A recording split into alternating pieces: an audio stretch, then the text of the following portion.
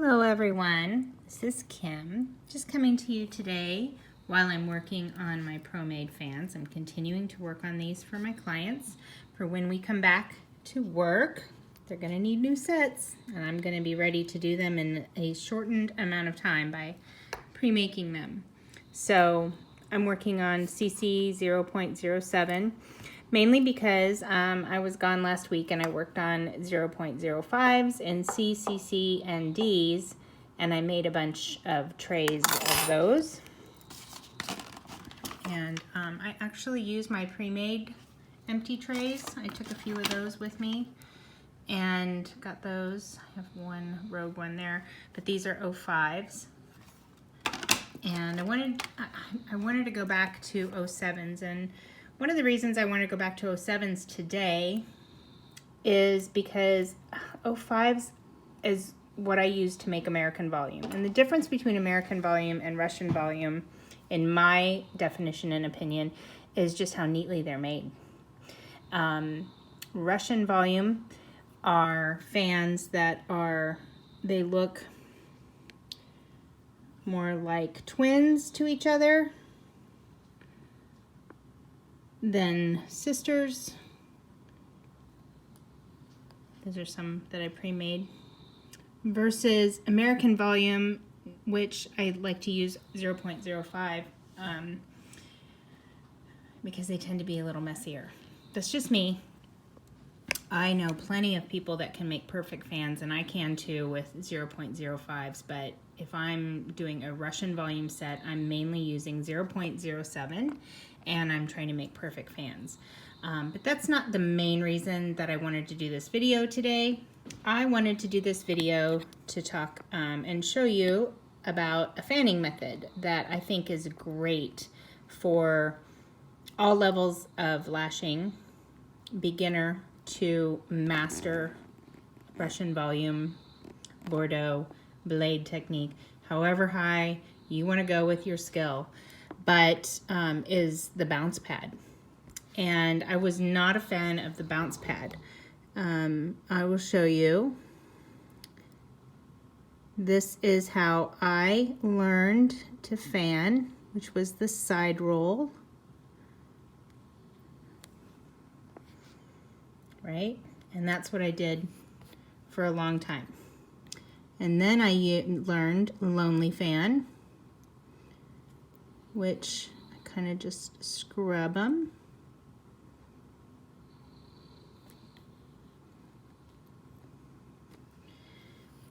And that was a long base lonely fan. Here's a short base lonely fan. The difference is where I'm going to re-stick it down onto this dot.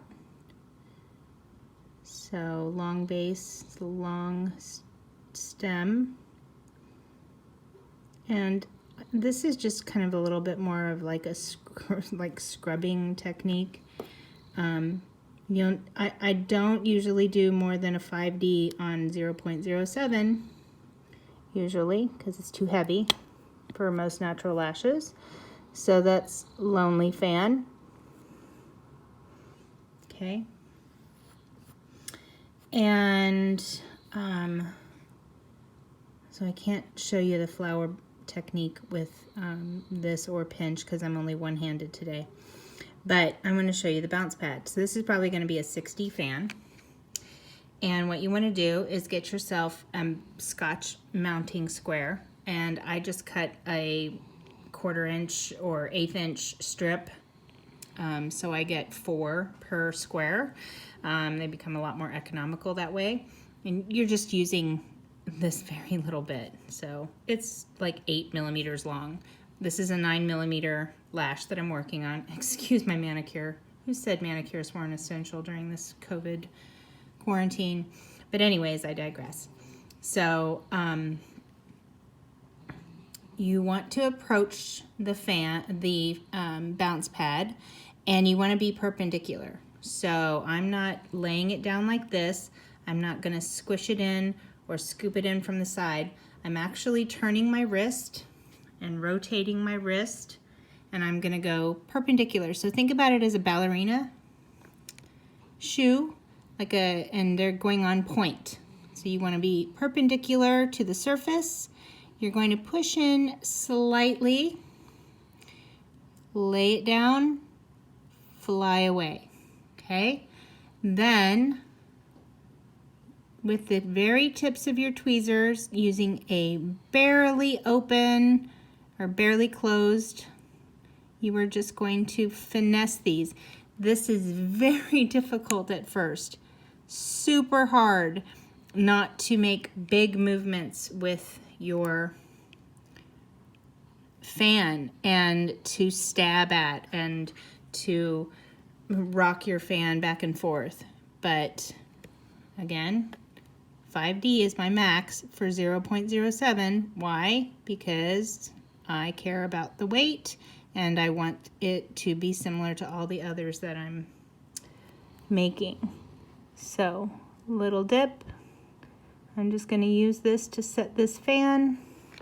Have a little bit of micro pour tape off to the side just to make sure. And there we go. Not a perfect fan, but decent demonstration of bounce pad. Again, when you're gonna go in, you're gonna eyeball however many. This looks like a 4D. Toes down, perpendicular, push, flatten, fly away. Refine. So this is what happens at the beginning. You just like do this and you've messed up your platform, okay? Another thing is I see students really trying to use these big movements to open up their fans and do these things. That's not gonna work. You've got to learn how to refine from the base. And it's okay if it's hard. It's a struggle. You're teaching your hand to have muscle memory and it will get so much easier. And it never becomes completely effortless, but you learn how to do it. Okay. I don't know if you can hear it, but I have an English Mastiff and he's totally like snoring away back there. I don't even hear it because I live with it, but okay. This is a good one. I'm gonna put it over here with the rest of them. Show you again. So I am going to attempt to do a 5D. That looks like 5, maybe 6 to me. I'm going quite far down. You know how I pick it up? And my tweezer sweet spot is right there at the front. Again, point shoe, press, flatten, fly away. You can go in here and you can separate them like this. That may work, but really you need to learn how to go in at the base and just grab each individual lash. It's gonna feel impossible if you haven't done it before or practice, but continue to practice. And then you want to make sure your fan looks the way you want it to look when you grab it. What do I mean by that? If you grab it and 3 go to one side and 1 stays on the other, that's not a good fan. Release it and keep working it or discard it. I try not to discard anything. I try to fix everything because it's taught me how to manipulate fans. And I messed this one up. That's okay. Let's do it again. It's probably 4D. Point shoe, flatten, fly away. Refine. Make sure you got a good grip. And straight up. Side, side, down. Pretty fan. So I'm using Mega Bond. This is Mega Bond. Great retention. thinner adhesive, so it doesn't wick. If it's wicking, you're using too much. Works in 30% to 70% humidity, I've found, which was really important, mostly because I do lashes in Kansas City, Missouri, where our weather is schizophrenic. And not only is it schizophrenic, it's brutal. We get down to like 9–10% sometimes in my room humidity in the winter, and in the summer it can get like 100% humidity. It is crazy how much our humidity and temperature fluctuates through the seasons. So it was really important to me, since, you know, I started off being a local lash supply and had become popular enough that I went and launched it North America, that I carry adhesives that work not just for where I'm at, but I'm lucky because I did that, and this is a Midwest adhesive, it will work for just about anywhere that you are. So this goes for all the adhesives that I carry, or that are the KC Pro Lash Supply brand. But Megabond is clearly one of my favorites for volume. You can use it for classic as well. The retention is amazing. You don't have to overload the adhesive, and it doesn't wick if you're not using too much of it. And it is just a great adhesive. Right now we're going on a month almost, and my clients are still having good retention if they came right before this all went down.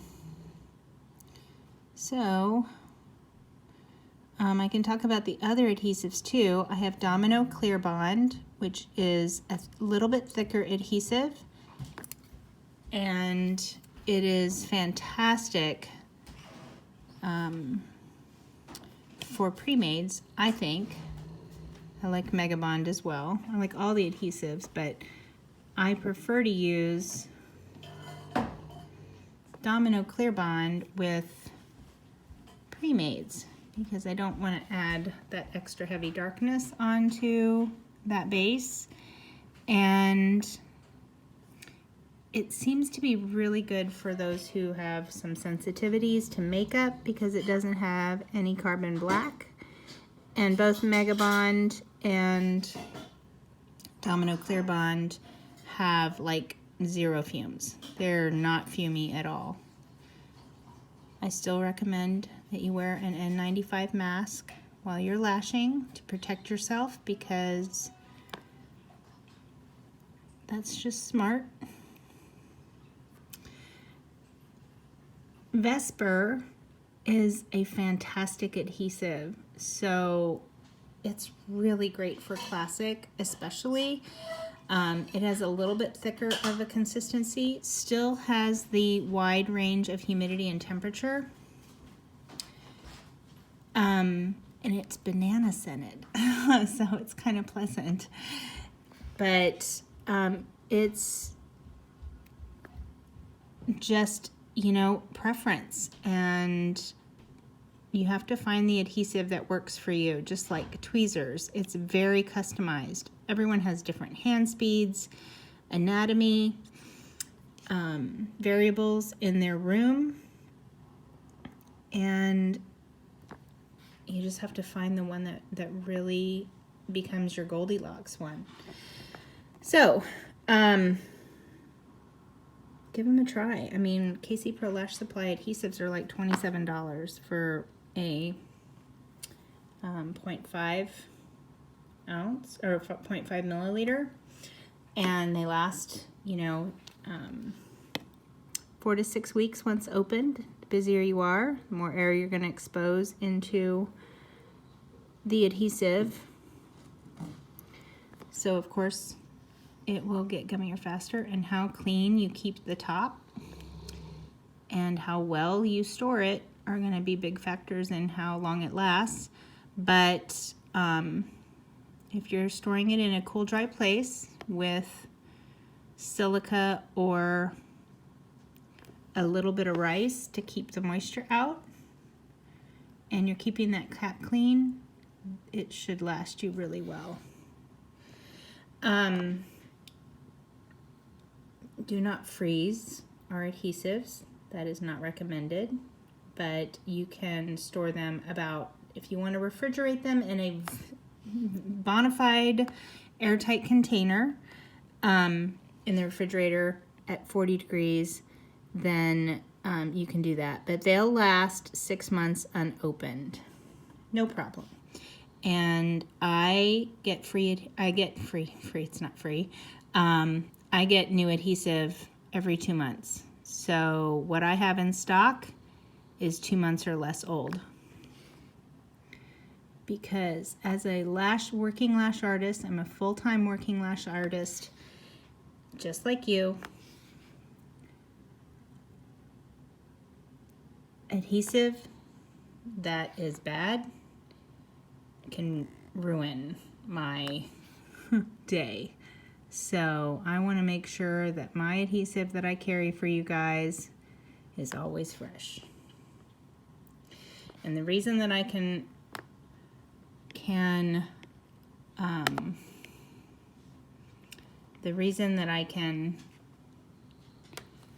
offer premium supplies at a